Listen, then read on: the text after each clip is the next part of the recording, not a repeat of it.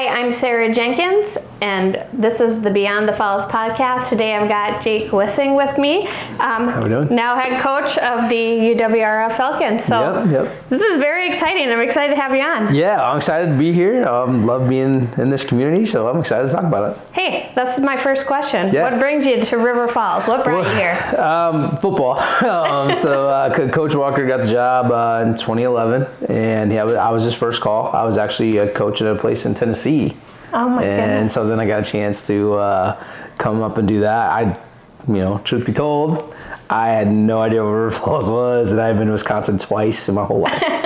So it was kind of one of those deals for me where it's like, and then when I drove up here, not funny now, but back then I stopped in Black River Falls and I thought I was here. And I was like, oh man, because I drove 17 hours straight from Tennessee up. And it was like 3 a.m. I'm like, walk, I think I'm here. He's like, no man, you got another. You got a little bit more of a drive to go. But no, that's what got me up here. And then I've been up here since, January of 2011. Wow. And so that's a long time, I feel like. It is a long time. So it's good. It's good. It's exciting. Happy to be in this community, though. It's awesome. It is awesome. So you're a coach. What kind of was your path to leading you to becoming a coach? So I played college football. I went to DePaul University, and my first 3 years there were kind of uneventful. Didn't play a ton, and I wasn't the best college player at all. But I got myself hurt in the off season, my junior year, actually playing pickup hockey. So all the Falls people would probably understand that. So I got myself hurt. So then I couldn't play my senior year in college. And so I had a twin brother on the team, and then my little brother was on the team. And How awesome. What a cool experience to have. It was really cool. And then I had to coach those guys. And so then my last year, I was like, I can't play. And our offensive line coach was like, well, you want to coach? And I said, sure. And next thing I know, maybe I should try this. And so so that's how I got it started. But then after that, I was kind of moving around and all that fun stuff. What a unique opportunity to have that just kind of fall in your lap. Yeah, for sure was not. I was going to school to go be on ESPN and then be a play-by-play guy, and so maybe I'll do that when I retire. But yeah, so I never thought I would go down that road, and it just happened, and I was like, hey, this is kind of cool, and kind of the rest is history, I guess. Yes, absolutely. Yeah. So you clearly played college football, but did you do any other sports growing up? Oh, I was like every other kid in the '80s, man. You just change with the season, and so we played baseball in the summertime, played hockey in the wintertime. I didn't play in high school. I wrestled in high school, and I played football in high school, but I was a terrible wrestler. And so they're just like, hey, you can go be a wrestler, and because it'll help for football. I'm like, sure, no problem. Yeah, no, I was not good. But yeah, you're playing outside. Back in those days, I don't think we ever came inside. Yeah, right? I know. We're outside, hey, it's dinner time, and then you went back outside because you had street lights. So it was good. Yeah. Yeah. Yep. You've worn many hats here at the university. Yeah. What has surprised you the most? I know we're early, it's before season started, but what surprised you most so far about stepping into this being the head coach role? Boy, that's a really good question. I think probably the most surprising thing is actually starting to look at finances and how much things cost. Because you really have this army of people. You start talking about a football program and everything that's around it. It's a lot. And so you're looking at 175, 185 guys. They all need helmets and pads and all that fun stuff. And you start to be like, whew, it's $425 for a helmet, or it's, the really nice ones are $700. And it's like, okay, how do you manage all that? Yeah. And that's the stuff that the football stuff doesn't make me nervous at all. It's all of the other administrative stuff that makes me nervous. Where it's like, oh, we got to get buses. Okay, cool. How do we do that, and how much do those cost too? And it's like, oh man. So that probably has got me more off than anything. But then there's always the random stuff that I never thought would come to my desk. It's like, oh, what'd you guys do this weekend? Oh, great. Now we got to deal with that, that type of stuff. So those are normal parts of it, but that's now I get to see more of that. Yeah, probably before. A piece you didn't see last year or the last 14 years. Yes, and so now it's like, oh, now I have to go deal with some of that stuff, which is good and bad, but most of it's good. But some of it, you're still dealing with college kids and they do dumb stuff. And so you try to limit the dumb stuff if you can. Yeah, still learning, right? Yes, absolutely, 100%. Yep. Walk us through the culture. Like, you've been here for 15 years. Walk us through how that's evolved over those 15 years. Wow, it's been a story, and so I think the biggest thing coming in is, like, we did have a culture problem. I think when we first got here, I think and you try not to, kind of revert back to some of those things, whether it be on the field, off the field, whatever. I think when we got here, we didn't have a lot of people on the team. But we were kind of very distant. We were kind of an afterthought pretty much everywhere. But just getting guys to do things the right way. Like, I just remember coming here my first semester, and it was like we were like a bad football movie. And like, we had all the, like, oh, this guy got arrested, and these guys are all flunking out of school. It's like, and we're not winning any games. So like, we had to kind of like, hey, here's how you do things the right way. Like, and how you treat people with respect on and off the field. What do you do when you're out in town? Stuff like that. So those are things that we really had to go. And then you had to go get players, and you had to get people to buy in. And so I think what we've been able to do here and going to continue to do is kind of make sure that we are, I don't want to say well-liked, not the right word, but like, hey, we're respectful on and off the field. We do things the right way. I don't want people coming into town and be like, the football guys are just, they do whatever they want and all that type of stuff. And so that's the things that get my attention probably more than anything right now as a head coach. We're like, hey, you guys did this downtown last night. Like, that's not okay. And like, now we got bridges to bend, to, kind of mend and things like that. And so that's not how we do things. And so to build the culture piece, you got to get people to believe, and then you got to get going, and then you got to start winning. And so for us, it was more about building the culture, do it the right way, treat people the right way. Here's how you do little things that will lead to big things. But then you got to get guys to buy in, and then you got to do it. And then once you start winning, it's a little bit easier to kind of sell the culture, but it's also easier to go back to doing whatever you want to do. Because you're like, oh, we can win, we can do whatever we want. Like, no, it's still, you still got to do things the right way. You still got to treat people the right way. And so that's really going to be kind of big for me moving forward. Because, like, you go to the top of the mountain and you, like, hey, you won the whole thing and you feel like you're invincible and you can do whatever. It's like, no, you got to keep working. That team did it. Now it's, we kind of start over and do it again. And so we still got to do it the right way with the right individuals and things like that. So we still, it's an ongoing, evolving process to get everybody to be doing things the way we want them to do and do it the right way. Yeah. So that is a hard thing, especially when you're dealing with 18, 19, 20-year-olds. You got to get them to buy in.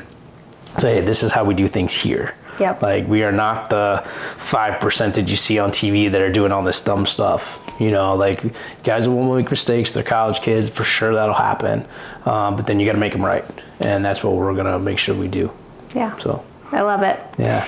Let's talk about the national championship. Yeah, like, sure. I mean, just what was that like? It's a really kind of an interesting answer for me, and kind of cliche, we're talking about it. But the coolest thing for me was bringing everybody together. And that was like the run and the football stuff was probably the most stressful 2 months I've ever had. And to be honest with you, like, it really, like, looking back, you don't ever get a chance while you're in it to enjoy it. Right. And so that's the hardest part, I think, because you're just like, oh, who we play next? And we were so business-like. It was like, hey, this Tuesday's like the next Tuesday. And you just had your process, and you were just going through the process. So it didn't matter if it was, hey, it's Christmas week. Okay, cool. We might take half a day when it's Christmas. But like, the process was the same. Tuesday, Wednesday, like, so we were the same thing, whatever we did. So it was kind of stressful as you add that to what you normally do. But the bringing of so many different groups together was so cool. Like, if you're like, oh yeah, I can't wait to do it again, and I hope we get a chance to do it again.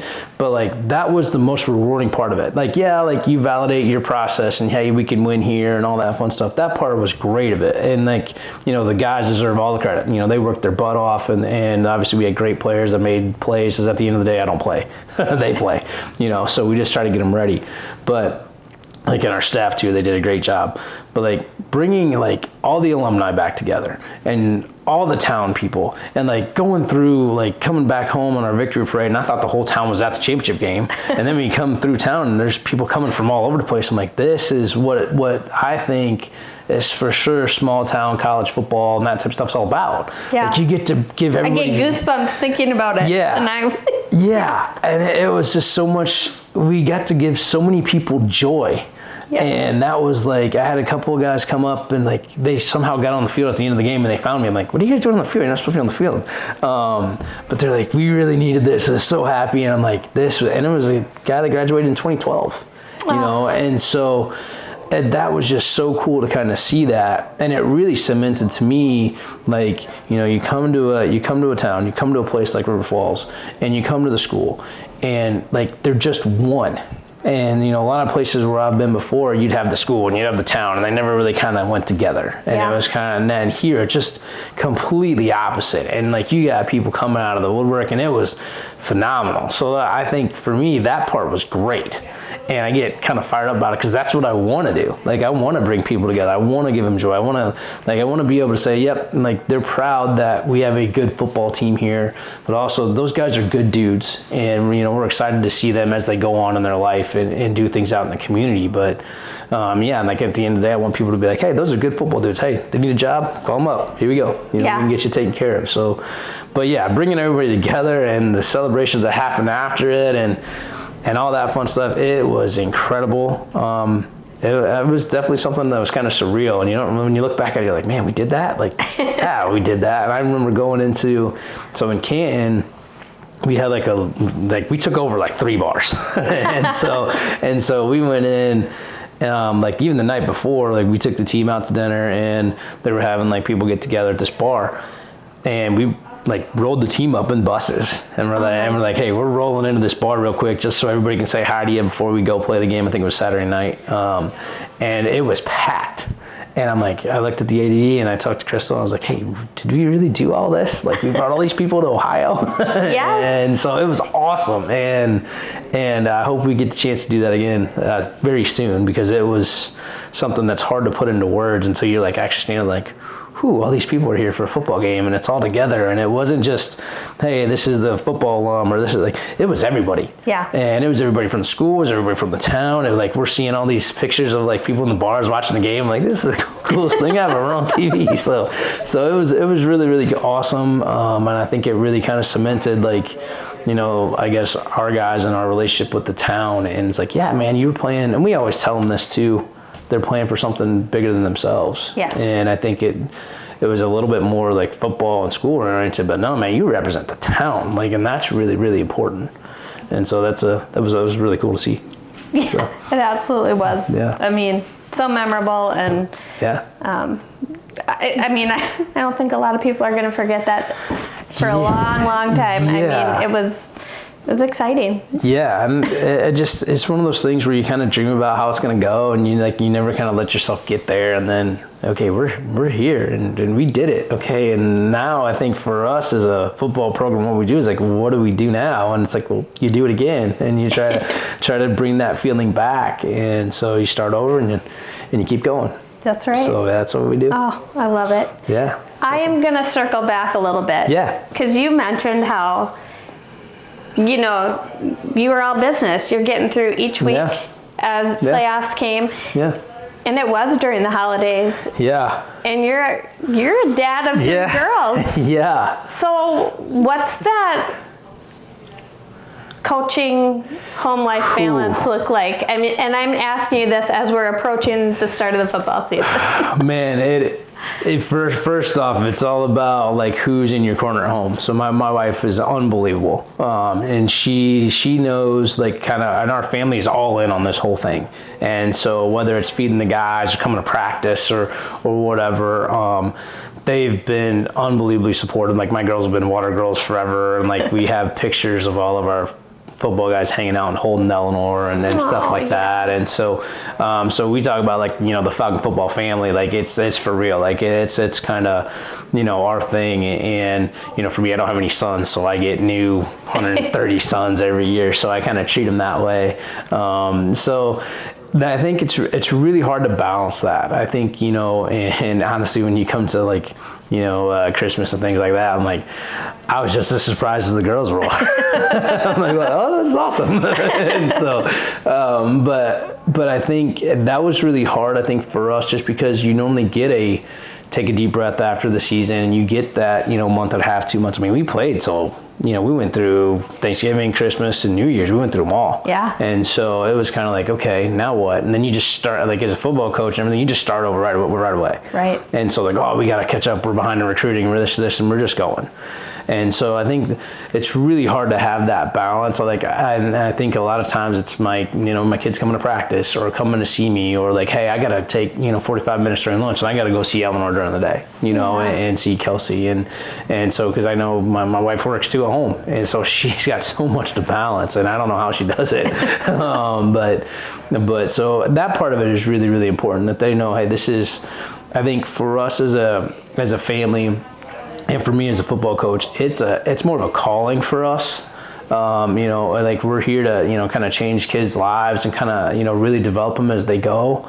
So like, my wife's like, yeah, you're doing great work. And so that's part of it. Like, she sees what's going on and how we can help people. She also sees, like, really, the guys did that. I'm like, yeah, I got to deal with that on Monday. So she sees both of it. But I think it was really hard to kind of go through it from that standpoint. But then the bigger family kind of took us through, you know, the holidays. Like, you know, there were people in town that fed our guys. You know, we went to so many different places in town that, like, oh yeah, school's out, we don't have a place for these guys to eat. And there were just restaurants and places in town just feeding our guys. I'm just like, this is like really, really awesome that these kids aren't going home for Christmas or New Year's either. Yeah. You know, so they're here and we're working and we're doing our thing. And so it was awesome to kind of see that. And, you know, our parent group was great. Like, we had Thanksgiving in the Falcon Center in the indoor, and it was, I mean, there's like 10 turkeys and crock pots and all this stuff. And we're just all sitting there like, it's no big deal. And we always were like, hey, this is one of those good problems we wanted to solve at some point.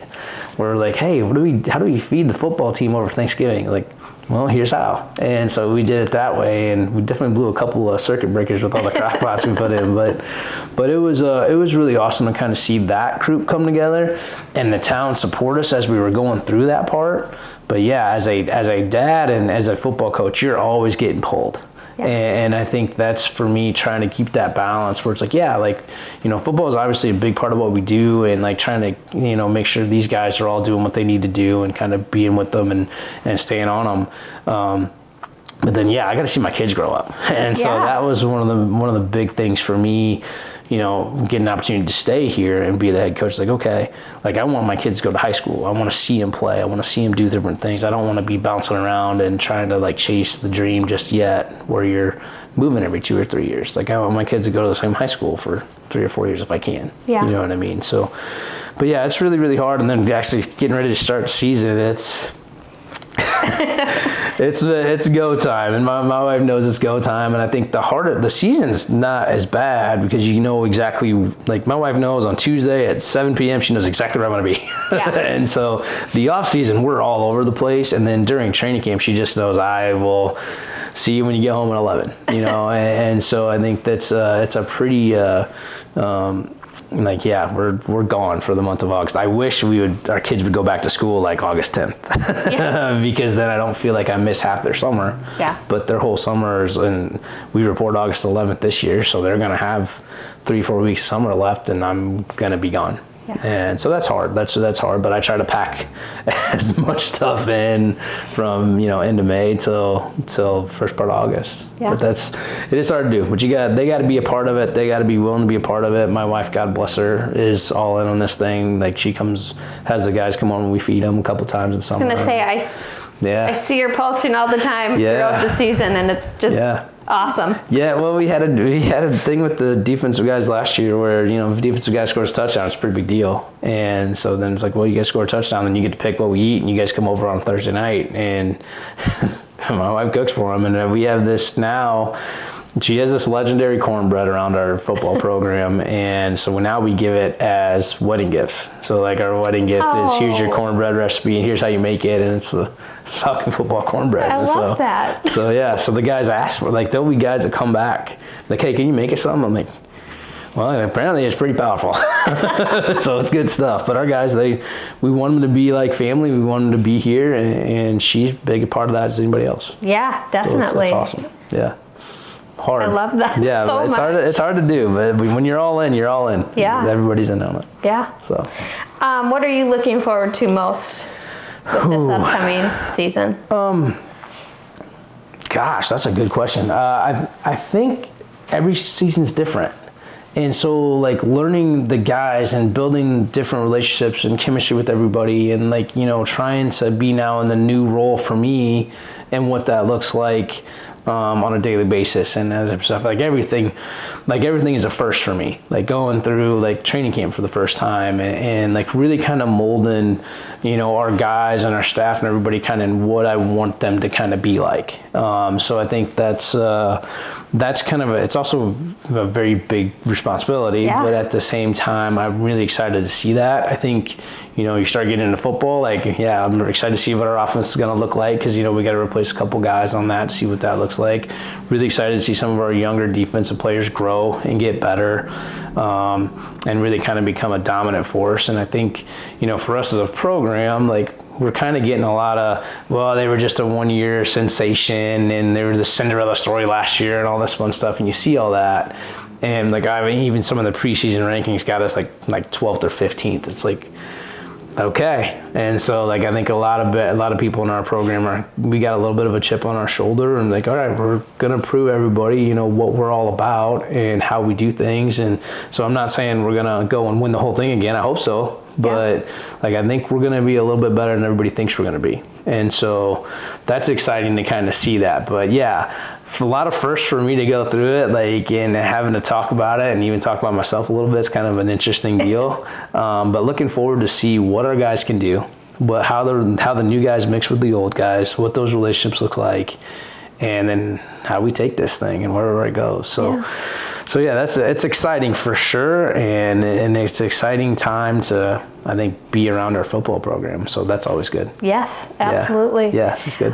What advice would you have for maybe kids that are looking to be in sports beyond high school?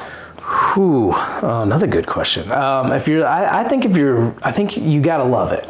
I think anything you do from a college standpoint and you want to go and you want to play, you got to love what you're doing. And so, like, you know, even if it's, obviously Division I, Division II, there's some financial opportunities there. Division III, there's not as much, but, you know, your first thing, though, if you're really looking to go play anything college level, it's got to start in the classroom. For every kid out there, every parent out there, like I know everybody kind of spends time like, hey, we got to go to this personal trainer, we got to do this, we got to do that. What's their GPA look like? And so like that's going to cut half of your options, you know, if your GPA is not a certain level. So I think that's really, really important. And I think sometimes that gets lost with the whole like college sports thing. Like, oh, this kid can make this much money playing here. It's like, he's still got to get a degree. And so I think, you know, as you go through it, like, I think that part's really, really important, but you got to have the academic piece. You got to love what you're doing, like to a point where it's almost like an obsession. Yep. And especially at the college level where you're doing some different things and trying to like really train and get your body going. And I think, there's this big argument, I think for me, you know, I'm okay with the people doing multiple things. I think it's really, really important that like you don't get burnt out, because a lot of times, like, you know, you see some of these guys come into college, at least for me, and they've played football, they've done it all year round, and they've done this stuff, and they get burned out by the time they get to college. And they may last they'll come to training camp and they'll be like, that's it. They don't make it through training camp. And so that happens every year. And so like enjoy being a kid a little bit and like do different things that interest you. Play 2 or 3 different sports. Do something else that's going to help you kind of maybe develop maybe. But like, you know, my kids are in dance and they play lacrosse. I'm like, yeah, go ahead and be in dance. That's okay. Like, you know, it'll help you with some other things. So I think that's really, really, as you're looking to go play somewhere else, like understand that it is very competitive. And so, but also there is a place for you if you want to go play. Yeah. And so you may have to look pretty hard to find it, depending on how good you are. But like sometimes they'll find you. but like I think there's an opportunity there to do it. But I think you get lost in a lot of the high 1%ers that are like, hey, this kid's making $500,000 to go play here. It's like, yeah, how's the GPA and what does that look like and what does it look like to get to that elite level without burning yourself out? Right. So, but I think you gotta love it. You gotta really enjoy what you're doing, and then you gotta really want to do it at the same time. But yeah, man, number one goal by far, though, if you're gonna go to college and play sports, I still think is get a degree and get a job when you get out, and that's what we talk about here a lot. And that football's great, like the training's great, but man, if you're not in it for the right reasons, I think it's just gonna make it not what you want it to be. Yeah. So, big deal.